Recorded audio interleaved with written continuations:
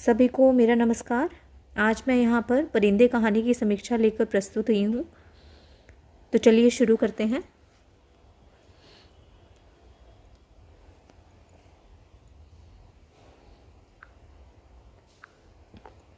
परिंदे कहानी की नायिका लतिका है। वह अकेलेपन की पीड़ा मन में लिए जीने को विवश है। उसका प्रेमी मेजर गिरीश नेगी मर चुका है। मृत प्रियतम की स्मृति में वह जीती है। हॉस्टल के मायूस वातावरण में जीवन बिताती है। वह जानती है कि अतीत कभी वापस नहीं आ सकता, फिर भी वह सदा उससे चिपके रहना पसंद करती है, अर्थात अपने स्वर्गीय प्रियतम से अलग होकर भी वह अलग नहीं होती। वह कहाँ जाएगी, यही उसके सामने एक सवाल है जो अनुत्तरित रह जाता है। परिंदे कहानी में टूटे प्यार की संवेदना काफ़ी महत्वपूर्ण है। ह्यूबर्ट लतिका की ओर आकृष्ट है, पर प्रेम पत्र देने के बाद उसे लतिका के बारे में सोचकर दुख होता है। पश्चाताप के कारण लतिका से अपने को अलग करने को एक प्रकार से अभिशप्त है।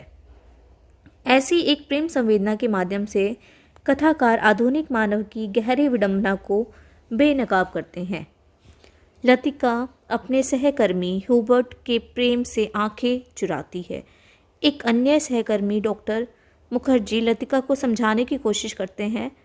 लतिका गिरीश की स्मृतियों से जोक की तरह चिपकी हुई है, जबकि वह स्वयं भी समझती है कि उसका अतीत उसे जीवन में आगे नहीं बढ़ने दे रहा है।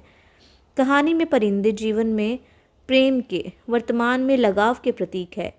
ये ऊष्मा की तलाश में अपने को छोड़कर अनजान देशों की ओर उड़ जाते हैं। इस प्रकार परिंदे प्रतीकात्मक कहानी है, जिसमें परिंदों के माध्यम से मनुष्य जीवन की एक विशेष स्थिति की ओर संकेत किया गया है। देखा जाए तो परिंदे की लतिका की समस्या स्वतंत्रता या मुक्ति की समस्या है। अतीत से मुक्ति, स्मृति से मुक्ति, उस चीज़ से मुक्ति जो हमें चलाती रहती है।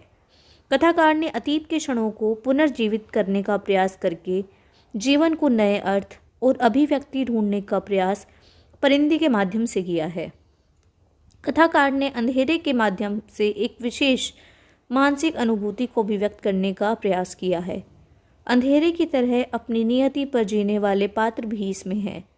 छुट्टियों के समय जब छात्र हॉस्टल से निकल जाते हैं, तब लतिका अनजान देश की ओर उड़ने वाले परिंदों को देखती रहती है। वह उनके माध्यम से अपनी नियति का पर्दाफाश करना चाहती है। प्रवास, भटकन, अजनबीपन, अस्तित्व बोध, सबकी मानसिक दुविधा यहाँ देखी जा सकती है।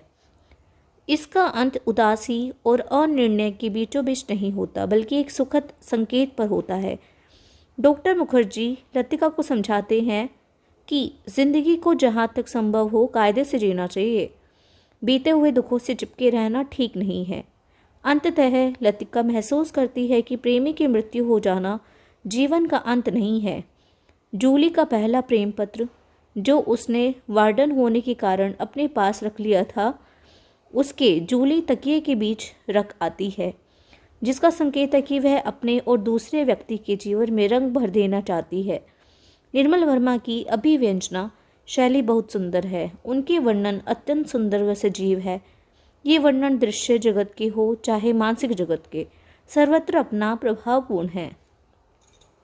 लाक्षणिकता, चित्रोपमता कुछ स्थलों पर विशेष रूप से स्पष्ट है। सारांशतः परिंदे कहानी हिंदी की अन्य कहानियों से कुछ हटकर है, जिसमें विशेष संवेदनापूर्ण स्थिति का चित्रण अत्यंत सशक्त एवं प्रभाव उत्पादक शैली में किया गया है।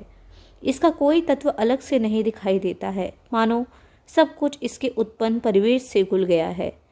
अपनी इस अनवीति में यह विशेष प्रभाव उत्पन्न करती है, जो पाठक के मन पर देर तक बना रहता है। इसकी संवेदनशीलता पाठक को सोचने पर मजबूर कर देती है। धन्यवाद।